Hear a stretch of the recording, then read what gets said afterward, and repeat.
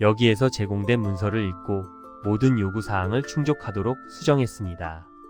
문장 수정, 문법 및 구두점 조정, 서두와 결말을 새롭게 구성하여 모든 내용을 하나의 문서로 작성했습니다. 그날 밤 저는 작은 발코니에 앉아 도시를 바라보며 흥분과 동시에 약간의 두려움을 느꼈습니다. 언어 장벽은 도전적이었지만 사람들은 저에게 친절하고 인내심을 가지고 대해 주었습니다.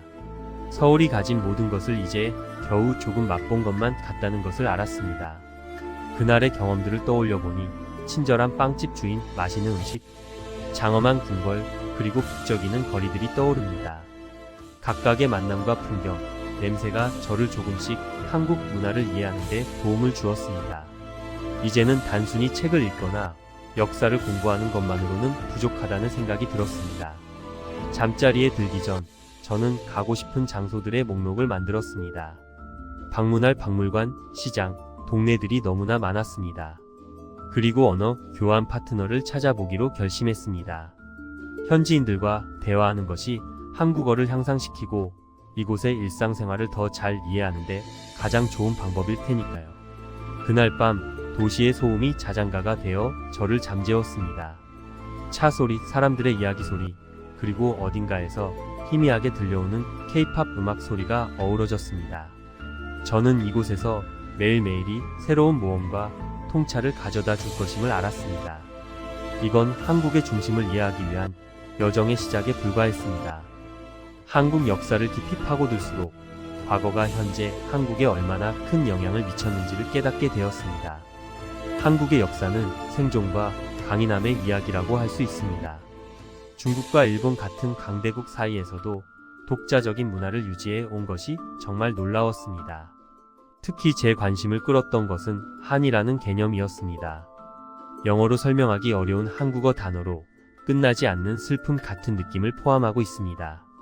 한은 한국이 겪어온 힘든 시절, 예를 들면 침략, 타국의 지배, 그리고 큰 국가적 비극들에서 비롯된 감정입니다.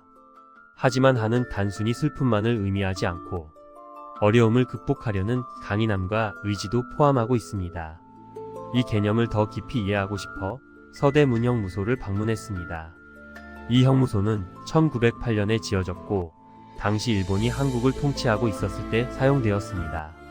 일본은 이곳을 한국의 독립을 위해 싸우던 사람들을 가두고 학대하는 데 사용했습니다. 형무소를 걸어 다니면서 느꼈던 감정은 매우 강렬했습니다. 복도는 좁고 차가웠으며 그곳에서 일어난 슬픈 일들의 무게가 느껴졌습니다. 전시된 자료들은 수감자들이 얼마나 잔혹하게 대우받았는지를 보여주었습니다. 보기가 힘들었지만 이걸 이해하는 것이 중요하다는 생각이 들었습니다. 이를 통해 한국인들이 자유를 얻기 위해 얼마나 많이 고통받고 싸웠는지 알 수 있었습니다. 감방을 하나하나 돌아보면서 그곳에 갇혀있던 사람들의 기분을 상상해 보았습니다. 어떤 감방은 너무 작아서 팔을 뻗기도 어려웠고 특히 독방은 최악이었습니다. 아주 작은 어두운 공간에 오랜 시간 동안 혼자 갇혀 있어야 했습니다. 그러나 이 슬픈 장소에서도 희망과 저항의 흔적을 볼 수 있었습니다. 포기하지 않고 끝까지 독립을 위해 싸웠던 수감자들의 이야기가 전시되어 있었고 그들의 용기는 정말 감동적이었습니다. 특히 기억에 남는 이야기는 유관순 열사에 관한 것이었습니다.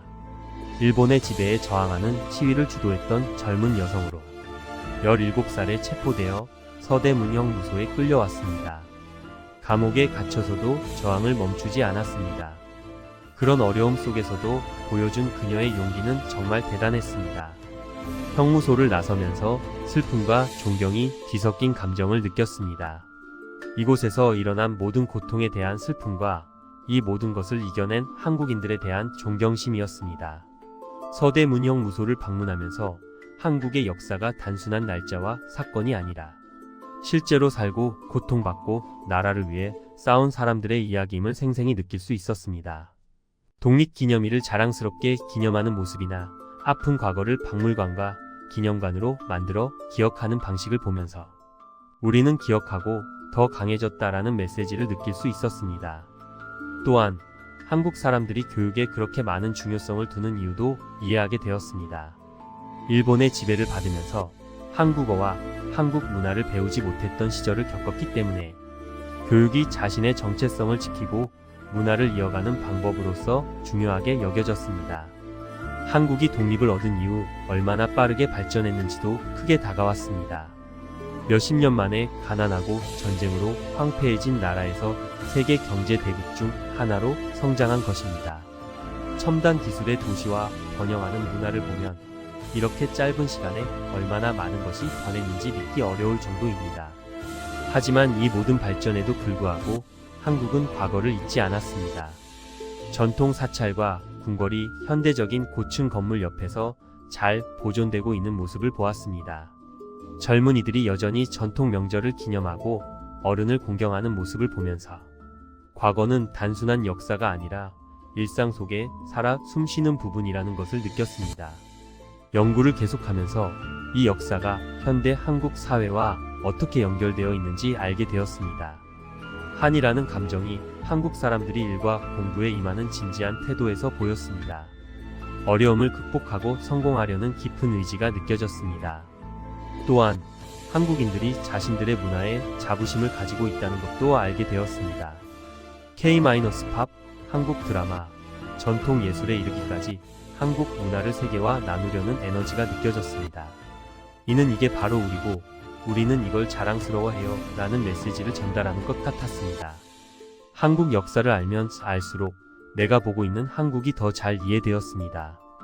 현대적인 건물, 전통 의식, 그리고 K-팝 노래까지 이 모든 것들이 이 오랜 역사를 바탕으로 하고 있었습니다. 덕분에 한국에서의 경험이 더 풍부하고 깊어졌습니다. 저는 이제 겨우 겉핥기만 했다는 느낌이 들었습니다. 한국의 역사는 너무 깊고 복잡해서 몇 년을 공부해도 더 배울 것이 남아있을 것 같았습니다. 하지만 계속 탐구해 나가면서 한국의 과거와 현재를 연결하는 새로운 것들을 발견할 생각에 흥분되었습니다. 그날 밤 노트를 덮으면서 이곳에 와서 이 매력적인 나라에 대해 직접 배울 수 있는 기회가 주어진 것에 감사함을 느꼈습니다. 그리고 한국인들에 대한 깊은 존경심이 들었습니다. 그들은 많은 것을 겪었지만 항상 그들의 독특한 정체성과 문화를 지켜왔습니다. 앞으로 또 어떤 것을 발견하게 될지 정말 기대가 되었습니다. 서울을 걸으면서 마치 두세 개의 동시에 있는 듯한 기분이 들었습니다. 한쪽에는 고궁과 전통시장이 있고 다른 쪽에는 반짝이는 고층 건물과 최첨단 기기가 가득했습니다. 마치 과거와 미래가 이웃이 된 듯한 느낌이었습니다. 바쁜 거리의 모퉁이에 서서 모든 것을 천천히 바라본 기억이 납니다. 왼쪽에는 옛절이 있었고 그 곡선의 지붕과 정교한 디자인이 한국의 오랜 역사를 상기시켜 주었습니다. 오른쪽에는 대형 LED 스크린에서 최신 K-팝 뮤직비디오가 나오고 있었습니다. 그 대조적인 모습이 인상적이었지만 신기하게도 모든 것이 완벽하게 어우러졌습니다. 어느 날 강남 스타일로 유명해진 강남을 탐험하기로 했습니다. 지하철역에서 나오자마자 강렬한 에너지가 느껴졌습니다. 거리는 사람들로 북적였고 모두가 목적을 가진 듯 보였습니다. 유리로 된 높은 건물들이 햇빛을 반사해 주변을 반짝이게 만들었습니다. 잠시 휴식을 취하려고 카페에 들렀는데 주변 사람들은 스마트폰에 몰두하고 있었습니다. 삼성과 LG 같은 한국의 대형 기술 기업들의 최신 모델들이었습니다. 한국 사람들이 자국 브랜드에 얼마나 자부심을 느끼는지 새삼 느꼈습니다. 옆에 앉아있던 여자는 누군가와 영상통화를 하고 있었는데 그 화질이 정말 놀라웠습니다. 기술이 얼마나 발전했는지 새삼 깨닫게 되었습니다. 그 주 후반에는 잠들지 않는 쇼핑 지역인 명동을 방문했습니다. 좁은 거리에 늘어선 상점들은 스킨케어 제품에서부터 최신 패션 아이템까지 모든 것을 판매하고 있었습니다. 길거리 음식 판매자들이 지나가는 사람들에게 매운 떡볶이와 바삭한 호떡을 권유했습니다. 그 냄새가 정말 대단했고 저는 몇 걸음마다 새로운 것을 시도하게 되었습니다. 제 시선을 사로잡은 것은 쇼핑을 하는 많은 젊은이들이었습니다. 그들은 최신 뷰티 제품과 패션 아이템을 전문가처럼 둘러보고 있었습니다. 고등학생 무리와 대화를 나누게 되었는데 그들은 최신 트렌드에 대해 기꺼이 설명해 주었습니다. 달팽이 점액으로 만든 건데 들으면 좀 징그럽게 들리겠지만 피부에는 정말 좋아요. 저는 웃으며 꼭 써보겠다고 약속했습니다. 이런 순간들이야말로 한국 문화, 특히 뷰티와 패션이 세계에 얼마나 큰 영향을 미치고 있는지를 깨닫게 해주는 것들이었습니다. 하지만 쇼핑과 스킨케어만 있는 건 아니었습니다. 어느 저녁, 저는 홍대에 있는 예술적인 분위기를 체험해 보았습니다. 거리에는 음악이 가득했고 버스커들이 군중을 위해 공연을 하고 있었습니다. 젊은 댄서들이 복잡한 안무를 거리에서 선보이는 것을 보았습니다. 그들의 에너지가 정말 대단했고 금세 큰 군중이 모여 그들을 응원했습니다. 밤이 되자 도시는 다시 한번 변신했습니다. 서울을 가로지르는 한강이 불빛들로 장반을 이루었습니다. 연인들과 가족들이 강변을 따라 산책하며 시원한 저녁 공기를 즐겼습니다. 저도 강을 따라 크루즈를 탔는데 아름답게 불이 켜진 다리들 아래를 지나며 도시의 스카이라인이 물에 반사되는 모습은 정말 환상적이었습니다. 저녁이 되어 한나와 슈란, 저와 함께 식사하는 시간이 되었습니다. 한나는 다양한 음식을 준비해왔고 저희는 편안하게 개인적인 이야기를 나누기로 했습니다. 제가 스테이크와 샐러드를 대접하고 한나는 집에서 싸온 김밥도 함께 먹었습니다. 김밥은 정말 예쁘게 만들어졌고 다양한 재료가 동그랗게 말려 있었습니다. 한나는 불고기 김밥을 준비했다고 말했습니다. 평소에도 디저트를 창의적이고 비주얼 좋게 만드는 것으로 유명한 한나는 음식 만들기를 좋아한다고 했습니다. 김밥을 한 입 먹어보니 불고기의 달콤하면서도 짭짤한 맛과 여러가지 채소의 조화가 훌륭했습니다. 슈란도 맛있다며 한 개 더 먹더군요. 저는 한국에서는 자주 김밥을 먹는지 궁금해서 물어봤습니다. 왜냐하면 김밥이 손이 많이 가는 음식처럼 보였기 때문입니다. 한나는 미소를 지으며 김밥이 한국의 소울푸드라고 설명했습니다.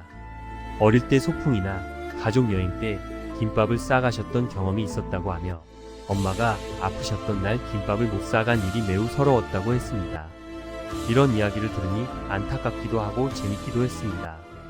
한나는 요즘 한국의 편의점에서 파는 삼각김밥도 유명하다고 했습니다. 삼각형의 밥 속에 다양한 재료가 들어가며 전주 비빔밥, 참치마요, 스팸마요, 김치참치, 떡갈비 등 여러 종류가 있다고 설명했습니다. 식사 중 슈란이 김밥의 기원이 일본에서 시작되었다고 말했습니다. 슈란은 일본에서 오랫동안 김쌈밥이라는 용어로 사용된 일본 음식이 김밥의 원조라고 주장했습니다. 그는 음식 역사에 관심이 많아서 최근에 읽은 책에서 이런 내용을 보았다고 했습니다. 한나는 차분하게 대답했습니다. 김밥이 일본의 영향을 받았을 수도 있지만 현재의 한국 김밥은 일본의 그것과는 완전히 다르다고 했습니다. 일본식 김밥은 식초와 설탕으로 맛을 낸 밥을 대나무 발로 말아서 원통형으로 만든 것이라고 설명했습니다. 한국의 김밥은 재료가 완전히 다르고 한국의 음식으로 완전히 현지화되었다고 했습니다.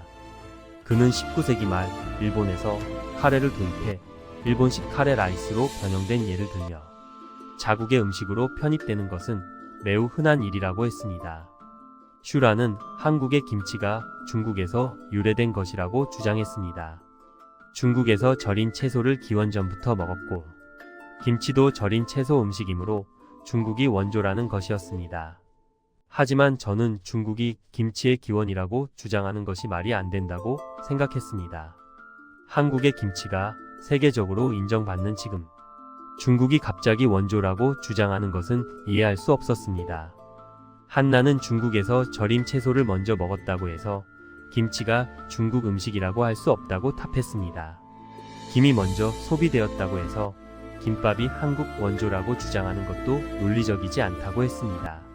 중국에서 절인 채소가 김치가 되지는 않았다고 강조했습니다. 한나의 설명에 슈라는 더 이상 말이 없었습니다. 한나와의 김밥 논쟁은 약간의 논란을 일으켰지만 슈란의 한국에 대한 비하 발언은 줄어들었습니다. 현재 한나는 우리 매장에서 한국 재료로 디저트 메뉴를 개발 중입니다. 어떤 메뉴가 개발될지 기대가 됩니다. 오늘은 호주의 디저트 카페 사장님인 올리비아 씨의 이야기를 들려드렸습니다. 타국에서 일을 하면서도 한국의 이미지를 좋게 심어주는 한국인들에게 여러분의 구독과 좋아요는 큰 힘이 됩니다.